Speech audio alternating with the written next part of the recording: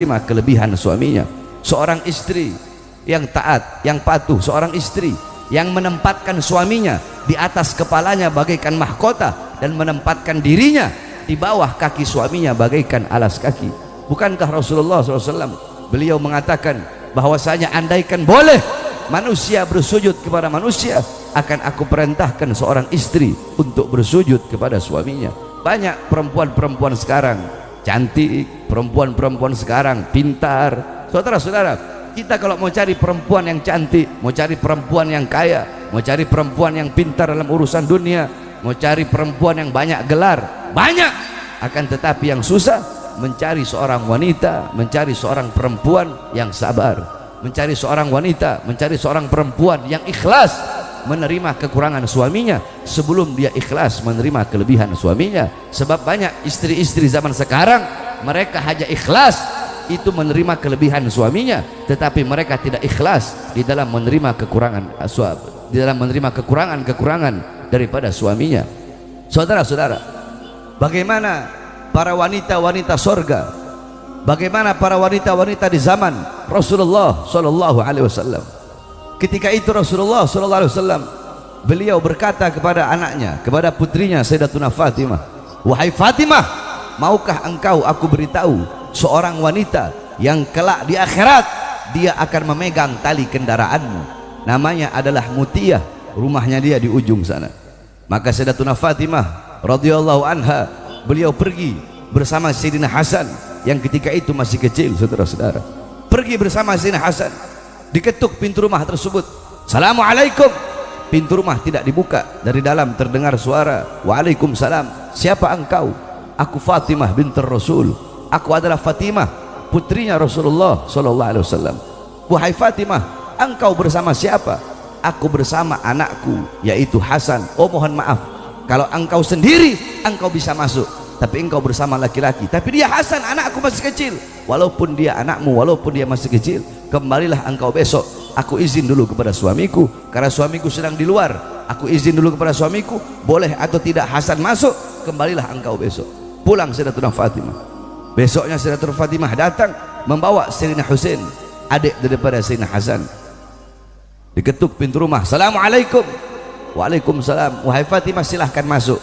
Hasan sudah diberi izin oleh suamiku, kata Sayyidatuna Fatimah, tetapi aku sekarang datang bersama Husain. Siapa Husain?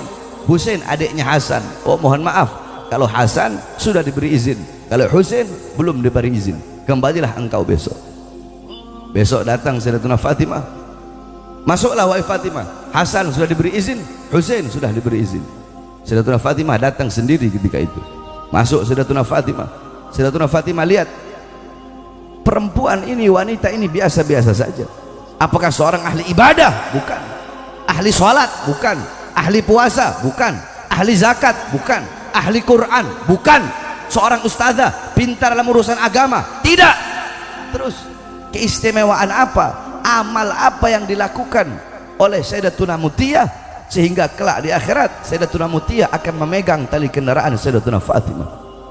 Tiba-tiba Sayyidatuna Fatimah melihat ada 3 buah benda, saudara-saudara, yang dimana 3 buah benda tersebut diletakkan di tempat yang tinggi, dikeramatkan oleh Sayyidatuna Mutiyah. Apa 3 buah benda tersebut? Yang pertama lap, yang kedua cambuk, yang ketiga gunting. Kemudian Sayyidatuna Fatimah radhiyallahu anha bertanya kepada Sayyidatuna Mutiyah, wahai Mutiyah, untuk apa 3 buah benda ini? Kenapa engkau letakkan 3 buah benda ini di tempat yang tinggi, tidak seperti benda-benda yang lain, seakan-akan engkau begitu mengutamakan, begitu mengkhususkan, begitu mengkeramatkan 3 buah benda ini? Apa kata Sayyidatuna Mutiyah? Wahai Fatimah, yang pertama lap. Ini lap ketika suamiku pulang kerja, aku gunakan lap tersebut untuk menyeka, untuk mengelap, untuk membasuh keringat-keringat daripada suamiku. Sebab keringat-keringat itulah keringat yang jatuh untuk memberi nafkah kepada aku dan anak-anakku. Saya tanya, kira-kira ada istri kalian seperti itu? Istri zaman sekarang begitu apa enggak? Enggak. Itu yang pertama. Yang kedua, cambuk. Untuk apa cambuk tersebut? Kata Sayyidatuna Mutiah, setelah selesai suamiku pulang kerja, aku telah masak untuk suamiku. Suamiku makan makanan yang aku masak.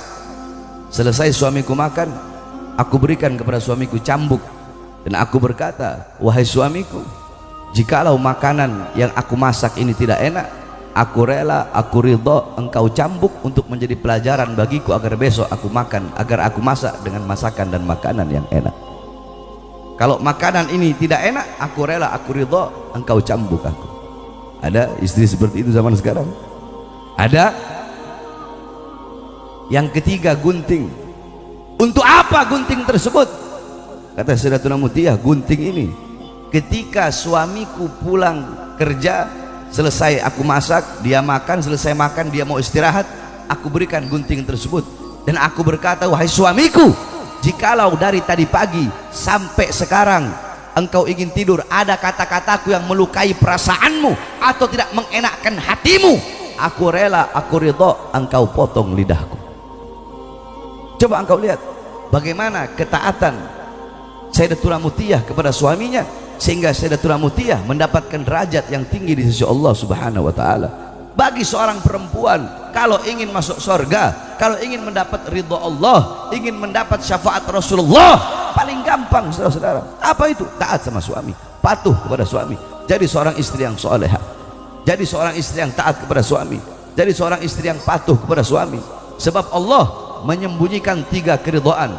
Keridhaan Allah terhadap seorang murid melalui ridho gurunya, keridhaan Allah terhadap seorang anak melalui bapak ibunya, keridhaan Allah terhadap seorang istri melalui keridhaan suaminya. Saudara-saudara, istri, perempuan, seorang istri, walaupun dia sholat ribuan rakaat, walaupun dia sujud sampai dahinya hancur, walaupun dia puasa sampai badannya kurus tinggal tulang, walaupun dia pergi bolak-balik haji, walaupun dia sedekahkan hartanya sampai habis, kalau tidak mendapatkan ridho suami, tidak akan pernah mendapatkan ridho Allah Subhanahu wa taala.